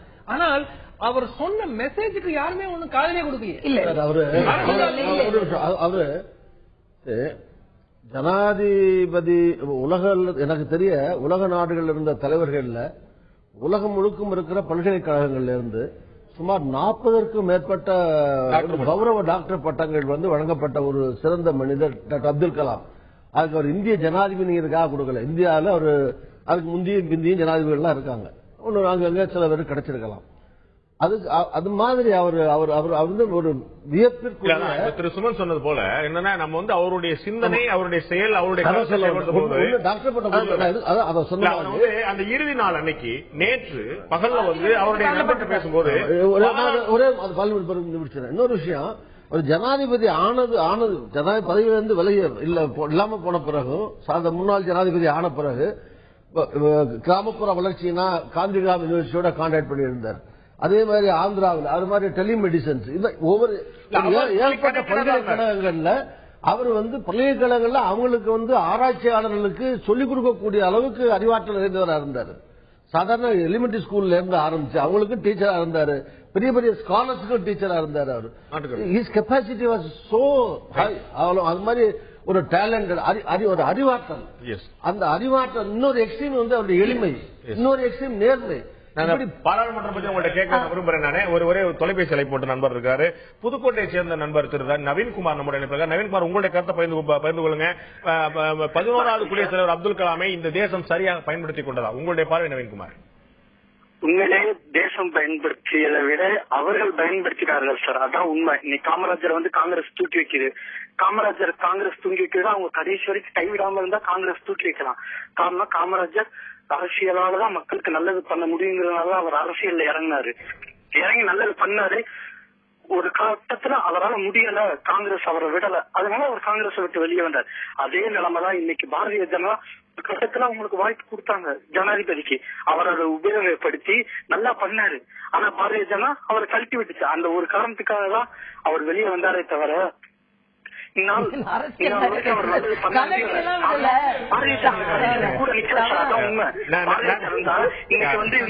பண்றாங்க பாரதிய ஜனதா வந்து. நன்றி நவீன்குமார், உங்களுக்கு அவர் வந்து ரெண்டு கட்சியுமே தான் சொல்றாரு, ஒரு கட்சியை சொல்ல. தர்மபுரி சேர்ந்த சரஸ்வதி நம்முடைய இணைப்பில் இருக்காங்க. சரஸ்வதி, உங்களுடைய கருத்தை பகிர்ந்து கொள்ளுங்க. ஹலோ சார், வணக்கம். எனக்கு அப்துல் கலாம் சார் என் குடும்பத்திற்கு எல்லாருக்குமே ரொம்ப பிடிக்கும். முக்கியமா என் பொண்ணு சிவானிக்கு ரொம்ப பிடிக்கும். அவர் சின்ன வயசுல இருந்து அவர் ரொம்ப ஃபேன். அவருக்கு அவரோட புக்கெல்லாம் நிறைய படிச்சிருக்கா. அவளுக்கு ஒரே கனவு அவர்கிட்ட நிறைய பரிசு வாங்கணும் அப்படின்னு. அதனால விரும்பி அவரை ரொம்ப நேர்ச்சி அவர் புக்கெல்லாம் எழுதின புக்கெல்லாம் படிச்சுட்டு வருவா. இன்னைக்கு நான் ஒரு வாக்கு கொடுத்திருந்தேன், கண்டிப்பா அவர் கையில நீ பரிசு வாங்குவோமா அப்படின்னு சொல்லி வச்சிருந்தேன். இன்னைக்கு திடீர்னு இறந்ததுனால நைட்டுக்கெல்லாம் ஒரே அழுகவ. நீ வாக்கு கொடுத்தல, ஏன் நீ சாக விட்ட அவரை, நான் எப்ப பரிசு வாங்குறது அவர்கிட்ட, இந்த மாதிரி ஒரு ஆள் கிட்ட, இவர் எனக்கு என்னைக்கு இவரை பார்க்க முடியும் அப்படின்னு ஒரே அழுகிறார் சார். நன்றி சரஸ்வதி, உங்களுடைய குழந்தையோட உணர்வுகளை புரிந்து கொள்ள முடியும். நிச்சயமாக அந்த கேள்விக்கு யாராலும் பதில் சொல்ல முடியாது. இன்னொரு குழந்தை கூட கேட்டது, யார் அவரை கொன்னுட்டா அப்படின்னு சொல்லி. ரொம்ப சின்ன குழந்தை என்னிடம் கேட்டது வந்து யாரும் கொள்ளல, அவரே வயதா இருந்தார், எப்படி இருப்பார், ஒரு மிகப்பெரிய கேள்வி, பதில் சொல்ல முடியாத கேள்வி இருக்குது. நிச்சயமாக நாம் பதில் தெரிந்து கொள்ள வேண்டிய இன்னொரு கேள்வி இருக்கிறது. பாராளுமன்ற ஜனநாயகம் சரியான முறையில் நடத்தப்பட வேண்டும் என்று கடைசி வரை விரும்பினார். அவருடைய இறுதி நாளில் அவர் நண்பரோடு பகிரங்கமாக பகிர்ந்து கொண்டிருக்கார். அவர் இந்த நண்பர் இதை பகிரங்கப்படுத்திருக்கார். பாராளுமன்றம் சரியான முறையில் நடைபெறவில்லை என்ற கவலை அவருக்கு இருந்தது என்று பதிவு செய்திருக்கிறார். அதை செயல்படுத்துவதற்கு, நடைமுறைப்படுத்துவதற்கு நாம் என்ன செய்ய வேண்டும்? கலாமின் வெற்றிக்கான காரணம் மக்கள் எழுச்சி, அரசு அங்கீகாரமா என்ற தலைப்பில் இன்று ஆயுதல் நிகழ்ச்சி விவாதித்துக் கொண்டிருக்கோம். நான் நடிகர் தாமுட்ட கேட்க ஒரு முறை திரு டாக்டர் சுமன் சி ராமன் குறிப்பிட்டது போல இந்த அவருடைய சிந்தனைகளை, அவருடைய கருத்துக்களை அரசியல்வாதிகள், அரசு, சமூகம், மக்கள், மாணவர்கள் எந்த அளவுக்கு பயன்படுத்திக் கொண்டார்கள் என்ற கேள்வி எழுந்து கொண்டிருக்கிறது. உங்களுடைய பார்வையில நாம் அதை சரியா பயன்படுத்திட்டோமா? அவருடைய கருத்துக்கள் சரியான வகையில் மக்களை சென்று சேர்ந்திருக்கிறதா? சென்று சேரணும்னா என்ன செஞ்சிருக்கணும்? அரசியல்வாதிகள், அரசுகள் நாம என்ன செஞ்சிருக்கணும்னு நினைக்கிறீங்க? கலாம் சாருடைய டிராவல் ரொம்ப நல்லா ரீச் ஆயிருக்கு சார். அவர் எங்கேயுமே பயன்படாம போகல. அவர் பயன்படாம போனார்னாக்கா அவர் கடைசி நாள் வரைக்கும் மாணவர்களோட இருந்து உயிர் விடணும் அவசியம் இல்லையே. தொடர்ந்து மாணவர்கள் அவரை கூப்பிட்டுக்கிட்டே இருந்தாங்க, அவர் போய்கிட்டே இருந்தார். அவர் செய்ய வந்த விஷயம் என்னன்னு நம்ம ஃபர்ஸ்ட் புரிஞ்சுக்கணும். அவரு மாற்றத்தை வந்து உள்ள ஏற்படுத்த தான் விரும்பினார். எதுக்காக அவர் வந்து இளைஞர்களை சுத்தி சுத்தி வந்தார்னா, அந்த இளைஞனுக்குள்ள இப்ப போட்டாதான் அடுத்த 2020க்குள்ள எதிர்கால இந்த திட்டம் ரொம்ப ஸ்ட்ராங்கா இருக்குன்னு அவர் வந்து ரொம்ப அவங்களோட ஐக்கியமானார். அப்போ இப்ப பாருங்க, அவங்க மேடம் பேசினாங்க, கலாம் சார் பத்தி நல்லா புகழ்ந்து சொல்ல ஆரம்பிச்சாங்க. அதுக்குள்ள ஏதோ மாறிடுச்சு. இப்போ அவரு எங்களுக்கு கொடுத்திருக்கிற கருவி இருக்கு பாருங்களேன். அந்த கருவி என்ன பண்ணுதுன்னா, இப்ப பொன்ராஜ் எங்களுக்கு வந்து ஒரு பெரிய கருவி மாதிரி. இது நாங்க கொண்டு போகும்போது இந்த இளைஞர்கிட்ட ஒரு 3.5 மணி நேரத்துல அவனுக்குள்ள மிகப்பெரிய ஒரு மன மாற்றம் நடக்குது. அவனுக்குள்ள அரக்க அழிக்கப்படுறான். The external world is a reflection of internal world ன்னு சொல்லுவார். அகத்தினுடைய அழகுதான் முகத்துல தெரியும். அதான் முகம்னா பகிர்முகம், அது வெளி உலகம். அவனுக்குள்ள அவ்வளவு சேஞ்ச் கொண்டு வரோம் நாங்க. இது ஏன் எங்ககிட்ட கொடுத்துட்டு போனார்னா, இந்த பயணம் தொடரணும்னு கொடுத்துட்டு போயிருக்காரு. அதனால கலாம் சார் பயன்பட்டுக்கிட்டே இருக்காரு. குடியரசுத் தலைவராக இருக்கும்போது அவர் எதான் செஞ்சாரு, குடியரசுத் தலைவராக இல்லாதப்போ எதான் செஞ்சுக்கிட்டு இருக்கிறாரு. மாணவர்களோட இருக்கும்போதே இயற்கை அழைக்கணும்னு சொன்னா அது நடந்துருச்சு. அதனால இப்ப பிஜேபியில நாங்க என்ன கேட்கறோம்னா, பிஜேபி வந்து ஒரு மிகப்பெரிய ஒரு கட்சி. அதுல இருந்து ஒரு 100 இளைஞர்கள் எங்க கிட்ட கொடுங்க, நாங்க அவங்களுக்குள்ள டிராவல் பண்றோம். அதுக்கப்புறம் பாருங்களேன், அந்த 100 இளைஞர்களை எப்படிப்பட்ட அவங்களுக்குள்ள ஒரு லீடர்ஷிப் குவாலிட்டி நாங்க கொண்டு வரோம். நாங்க என்ன அதுக்குள்ள கலாம் சார் எப்படி பிரதிபலிக்கிறார் நீங்க பாருங்க. காங்கிரஸ் கட்சியா, காங்கிரஸ் ஒரு 100 இளைஞர்கள் எங்கிட்ட கொடுங்க, எந்த கட்சியா இருந்தாங்க, அவங்களுக்குள்ள மிகப்பெரிய தீபத்தை ஏற்ற வேண்டியது எங்களுடைய கடமை.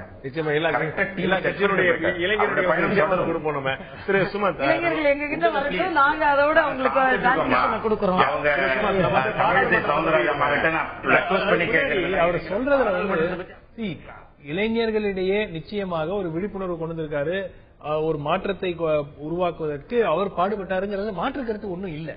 ஆனால் இளைஞர்கள் ஒரு அளவு செய்யறாங்க அப்படிங்கறத வச்சுக்கிட்டா கூட அரசு அரசு ஏன் இந்த அவர் சொன்ன திட்டங்களை பிரதிநிதிகளாக நியமிக்கப்பட்டிருக்கு. ஆமா, அரசு அந்த திட்டங்களை ஏன் முன்னெடுத்து செல்லவில்லை?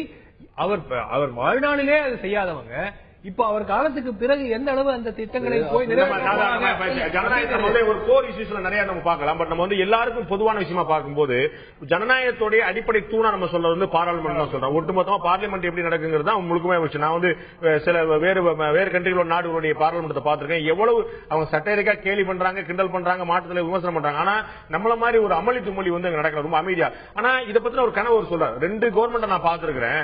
ஆனா பாராளுமன்றம் ஏன் இப்ப கட்டுக்கலாமலே இருக்குன்னு சொல்லிட்டு இதுல ஆளுங்கட்சிக்கு எப்பயுமே கூடுதல் பொறுப்பு இருக்குங்கிற மறுத்த முடியுமா? அவங்களுக்கு தான் சர்வ வல்லமை இருக்கு, மெஜாரிட்டி அவங்களுக்கு தான் இருக்கு. எதிர்கட்சிகளுடைய அனுசரிச்சு போறது, அவருடைய கோரிக்கையை கொஞ்சம் செவி சாய்க்கிறது, அவங்களுக்கு கொஞ்சம் விட்டு கொடுத்து போறது. எதிர்கட்சிகளுக்கு பொறுப்பு இருக்கு நிச்சயம் அவர்கள். இதே பாஜக எதிர்கட்சியா இருக்கும் போது இதே போல அமளி தும்மொழி எல்லாம் பண்ணிச்சு, யாரும் மறந்துட முடியாது வரலாறு. ஆனா ஆளுங்கட்சியா இருக்கும் போது அவங்களுக்கு கூடுதல் பொறுப்பு இருக்குது ஒரு அரசா, மறுத்த முடியுமா? நம்ம இல்ல, நிச்சயமா ஆளுங்கட்சிக்கு தான் நஷ்டமும், ஆளுங்கட்சிக்கு தான். ஒரு பில் லெஜிஸ்லேஷன் வந்து உங்களால பாஸ் பண்ண முடியல, இழுபறியிலேயே இழுத்துட்டு இருக்கு, 1 வருஷம் 2 வருஷம் இழுபறி இழுத்துட்டு இருக்குன்னா யாருக்கு நஷ்டம்? ஆளுங்கட்சிக்கு தான் அந்த அவப்பேர் போகுது. இந்த மாதிரி இந்த பில்ல பாஸ் பண்ண முடியல, 2 வருஷமா ஓடிட்டு இருக்கு லேண்ட் அக்விசிஷன் பில், ஜிஎஸ்டி 4 வருஷமா சொல்லிட்டு இருக்காங்க, கொண்டு வர முடியலன்னா நரேந்திர மோடி அரசுக்கு தான் அந்த பேர் அவப்பேர் போகுது. அதனால நிச்சயமாக ஆளுங்கட்சிக்கு பொறுப்பு அதிகம். 2வது அவங்க, அதாவது இந்த என்ன பிரச்சனை அப்படின்னு பாத்தீங்கன்னா இந்த ரீச்சிங் அவுட். இப்போ வந்து ஓரளவுக்கு சில விஷயங்களில் இந்த ரீச்சிங் அவுட் ஆகுது. இப்போ சில விஷயங்களை பில் பாஸ் தான் ஆகணும், பாஸ் பண்ணி ஆகணும். இதுல வந்து சில காம்ப்ரமைஸ் இருக்க போகுது. நாங்கள் சிலது விட்டு கொடுக்கிறோம், நீங்கள் சிலது விட்டு கொடுங்கள், உட்கார்ந்து பேசி முடிவு எடுத்துடலாம். ஆனால் இப்போ வந்து இந்த ரெசிக்னேஷன் மேட்டரை வந்து ஸ்ட்ராங்கா எடுத்து வச்சிருக்காங்க ஆப்போசிஷன். ஏன்னா அவங்களுக்கு வந்து ஒரு ஸ்ட்ராங் ஒரு ஆதாரங்களுடன் 2 பேர் கேஸ்ல வந்து அவங்களே ஒப்புக்கொண்டிருக்கிற, சுஷ்மாவும் அவங்க ஒப்புக்கொண்டிருக்கிறாங்க, வசுந்தரா ராஜே வந்து அந்த அபிடவிட் கொடுத்திருக்காங்க. இதெல்லாம் வந்து இருக்கும் பொழுது காங்கிரஸ் என்ன நினைக்கிறாங்க, இந்த வாய்ப்பை பயன்படுத்திக்கலன்னா நம்ம இது வந்து ஒரு opportunity to weaken the Modi government, Modi அரசை ஓரளவுக்கு பண்றதுக்கான ஒரு வாய்ப்பு.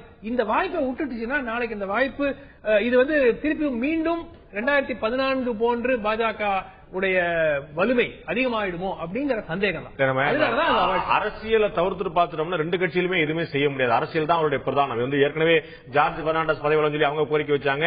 இவங்க வந்து எல்லா அமைச்சர்களுக்கும் கேட்டு இருந்தாங்க. ஒரு சிபிஐ தொடர்பு அமைச்சரா இருந்தாரு. அதே மாதிரி ஒருத்தரோட உறவினர் வந்து பன்சாலுடைய உறவினர் வந்து ஏதோ காசு வாங்கினான்னு சொல்லிட்டு மாத்தி மாத்தி இதே மாதிரி பண்ணிட்டு ஒரு அமைச்சர்களை பழி வாங்கணும், அமைச்சர் ராஜினாமா பண்ணணும்னு சொல்லி போறது 2 கட்சியிலுமே அரசியல் மட்டுமே பிரதானம் வச்சிருக்காங்க. கலாமுடைய பார்வை ஒரு அரசியல் சார்ந்ததா இருந்தது, ஆனால் ஒரு அரசியல்வாதியுடைய பார்வை அல்ல.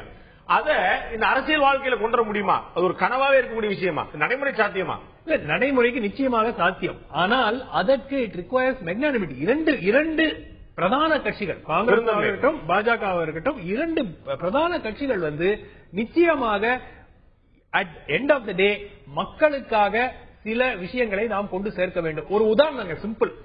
எப்போ ஒரு அமைச்சர் ராஜினாமா செய்ய வேண்டும் அப்படின்னு ஒரு விதிமுறை மாதிரி கொண்டு வந்தா என்ன? சார்ஜ் ஷீட் ஃபைல் பண்ற ஸ்டேஜா, எஃப்ஐஆர் ஃபைல் பண்ற ஸ்டேஜா? இது கிடையாது. ஒரு கேஸ்ல வந்து நான் வந்து ஒரு குற்றச்சாட்டு உங்க மேல வச்சா நீங்க உடனே ராஜினாமா பண்ணணும். இன்னொரு கேஸ்ல எஃப்ஐஆர் ஃபைல் பண்ணா கூட நீங்க ராஜினாமா பண்ண வேணாம். இதுக்கே ஒரு ரூல் கொண்டீங்கன்னா இந்த சிக்கல்கள், பாதி சிக்கல்கள் இதுலயே தீர்ந்துடும். அத கொண்டு நடக்கிறது அப்படிங்கிறது நீங்க குறிப்பிடுறது. இதுல அப்துல் கலாம் வந்து அரசியல்வாதி எப்படி இருக்கணும்னு கேக்குறாங்க. அதுல அவர் சொல்றாரு, 30% அரசியல் செய்து கொள்ளுங்கள், 70% இந்த நாட்டின் வளர்ச்சியை பற்றி பேசுங்கள், பிரஜைகள் எப்படி இருக்க வேண்டும் என்று அவர் கேட்கிறார்கள். எல்லோரும் சென்று வாக்களியுங்கள், முழுமையாக சென்று வாக்குச்சாவடிக்கு சென்று வாக்களியுங்கள் என்று முதலில் பொதுமக்களுக்கு ஒரு மிகப்பெரிய கோரிக்கையை வைத்தவர் அப்துல் கலாம் அவர்கள். ஆக பொதுமக்களும் சென்று யார் சரியாக ஆட்சி செய்வார்கள் என்று இன்று கூட முழுமையான அந்த வாக்களிப்பு இருக்கிறதா என்று இல்லை. தனி மனிதர்களுக்கு பண்பை அவர் சொல்லிக் கொடுத்தார். அம்மா அப்பாவை மதிங்க, டீச்சரை மதிங்க, நீங்க எல்லாம் அன்போடு இருங்கள், ஒழுக்கத்தோடு இருங்கள். ஆக அவர் வந்து ஒரு பெரிய கனவு உலகத்தை படைத்தார். இப்படியெல்லாம் இருந்தா எல்லோரும் உருப்பட்டு விடுவார்கள் என்ற ஒரு நிலைப்பாட்டை அவர் எடுத்தார். அவ்வளவுக்கு அவ்வளவு ஒரு நல்ல மனிதர். ஆனால் அவரை எல்லோரும் பின்பற்ற ஆரம்பித்தால் எல்லோரும் உருப்பட்டு விடுவார்கள் என்பது எந்தவித சந்தேகமும் இல்லை. ஆக அப்படி ஒரு அபாயம் நடந்துடாம பாத்துக்கிறது அரசியல் தலைவர்கள் தானே. நம்ம வந்து அவர் சொன்னது போல எல்லாரும் எல்லோருக்கும் அந்த கடமை இருக்கிறது. அவரின் கருத்துக்களை எடுத்து இளைஞர்களுக்கான கடமை எல்லோருக்கும் இருக்கிறது. அவர் இன்னும், அதாவது நதிகளை இணைக்க வேண்டும், நதிகளை எல்லாம் இணைச்சிட்டா விவசாயிகள் எல்லாம் மகிழ்ச்சியாக இருப்பார்கள் அப்படின்னு, அதாவது ஒரு மிகப்பெரிய கனவுலகில் அவர் வாழ்ந்தார். அந்த கனவை நனவாக்குவது ஒவ்வொருவரின் கடமையாக இருக்க வேண்டும் என்ற பதிவு நிச்சயமாக தேவைப்படுகிறது. அதாவது டாக்டர் அப்துல் கலாம் அவர்கள் எல்லா எல்லைகளையும் கடந்தவர். அது எல்லா எல்லைகள்னா எப்படி அவருக்கு மாநிலமோ ஜாதியோ மதமோ கட்சி எல்லாம் கிடையாதோ எல்லாத்தையும் தாண்டியவர். அதனால அவர் அரசியலையும் கடந்தவர், அரசியலை தாண்டியவர். அவர் அரசியல் அதிகாரம் அரசியல் கட்சியில் ஆட்சிக்கு வருது. அந்த தேசம் எப்படி இருக்கணும்னு மற்றவர்களை மட்டும் கனவு காண சொல்லல, அவரே கனவு கண்டார். மற்றவங்களுக்கு சொன்ன மாதிரி அந்த கனவை நிறைவேற்றுவதற்கு அவர் உழைத்தார், அதுக்காக கான்ட்ரிபியூட் பண்ணார். அவரே ஒரு விஞ்ஞானிங்கிற முறையில எல்லாத்திலையும் பங்கெடுத்துக்கிட்டாரு.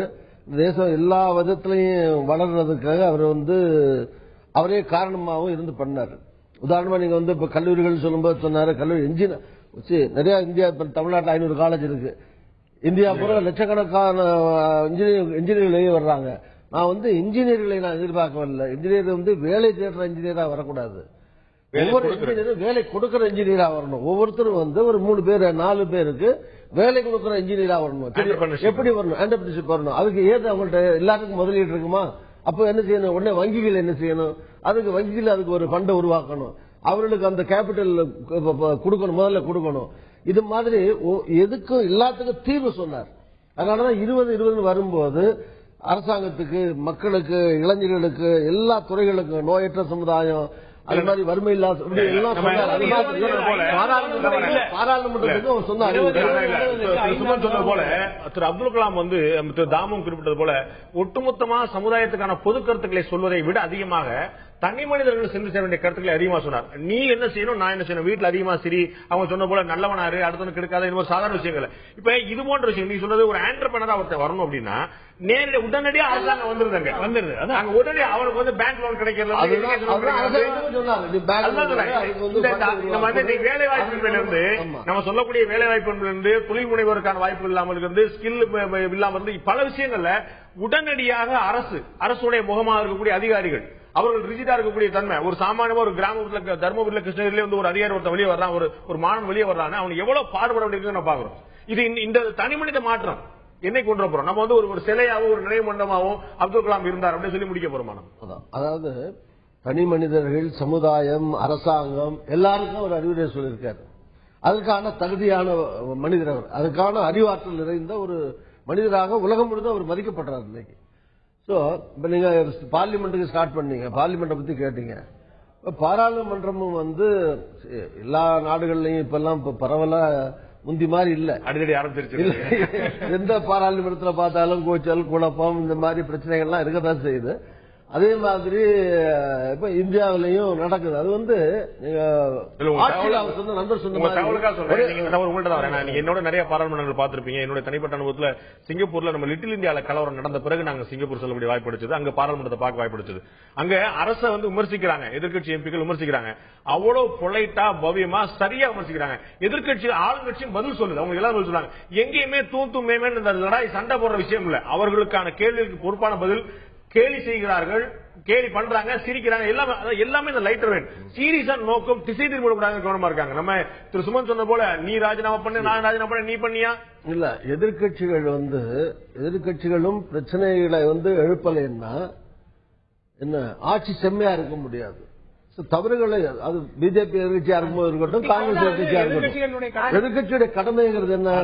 செய்யாததை சொல்லணும். இது செய்யாம விட்டீங்க, சொன்னதை செய்யாம விட்டீங்க, தவறு குற்றச்சாட்டு இருந்தது சொல்லிதான். 5 வருஷத்துக்கு முன்னால அப்படி சொல்லிருக்க மாட்டாங்க.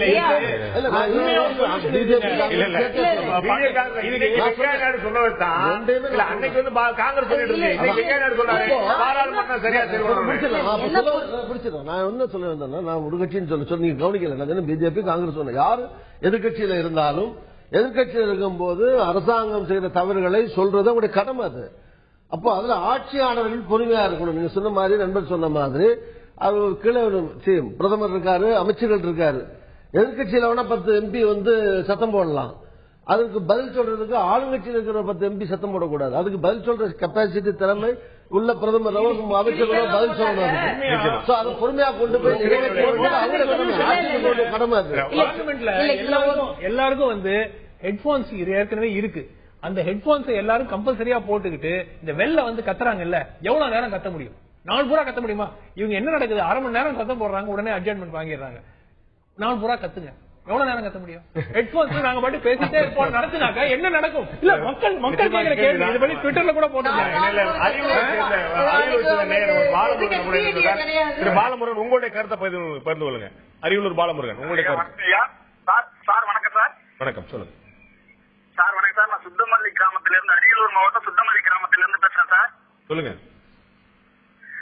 ஐயா அப்துல் கலாம் இறந்ததுக்கு என் கண்ணீர் அஞ்சலி அவர் காணிக்கையாக செலுத்துறேன் சார். சொல்லுங்க.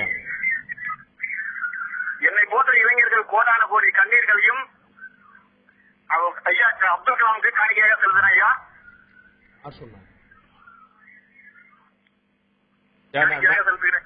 நன்றி பாலமுருகன். இந்நிலையில வந்து ஐக்கிய அரபு எமிரேட்ல இருந்து ஹரிஹரன் ராஜு நம்முடைய இணைப்பில் இருக்கார். திரு ஹரிஹரன் ராஜு, உங்களுடைய கருத்தை பதிவு செய்யுங்க.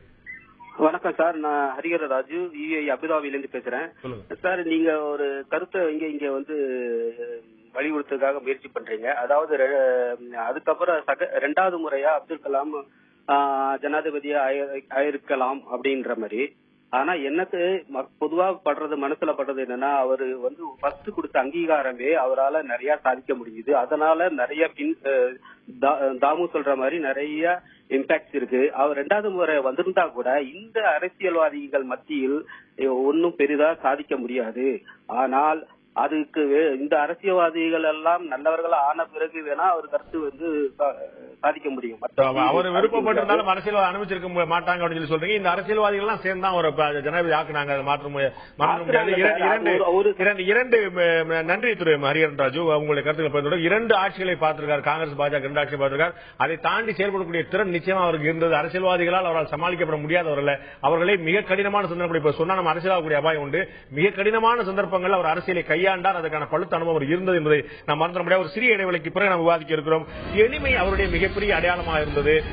தமிழகத்தில் இருக்கக்கூடிய திரு நல்லகண்ணு, திரு சங்கரையா போன்ற தலைவர் கூட எளிமையோடு தான் இருக்கிறார்கள். ஆனால் எளிமையை தாண்டி இவரை எது இந்த அளவுக்கு உச்சத்துக்கு கொண்டு சென்று சேர்த்தது, ஒரு பாப்புலராக மக்கள் ஜனாதிபதியாக மாற்றியது, அந்த எளிமை தாண்டி விஷயம் வேற என்ன, அந்த ஈர்ப்பு எப்படி வந்தது?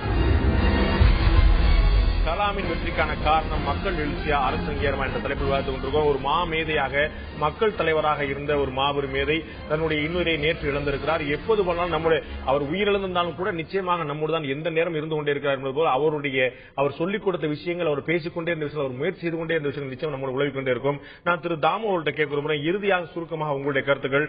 நீங்க ஏற்கனவே பல முறை சொன்னீங்க இந்த மாதிரி அவருடைய கருத்துக்களை நாங்கள் தொடர்ந்து கொண்டு போயிட்டே இருக்கணும். நிச்சயமாக உங்களை போன்றவர்கள், திரு விவேக் போன்றவர்கள், இன்னும் நாடு முழுக்க இருக்கக்கூடிய திரு பொன்ராஜை போன்றவர்கள் நிறைய நண்பர்கள் வந்து இந்த கருத்துக்களை பரப்பிக் கொண்டே இருக்க வேண்டும். ராமகிருஷ்ண பரமஹம்சருடைய வீரியம், சக்தி விவேகானந்தர் வந்த பிறகுதான் வந்தது, வெளியே உலகத்துக்கு தெரிய வந்து மாற்று கருத்தில்லை. சோ அவருடைய புகழை நீங்களும் நிறைய கொண்டு சேர்ப்பீங்க நம்பலாம் உறுதியா.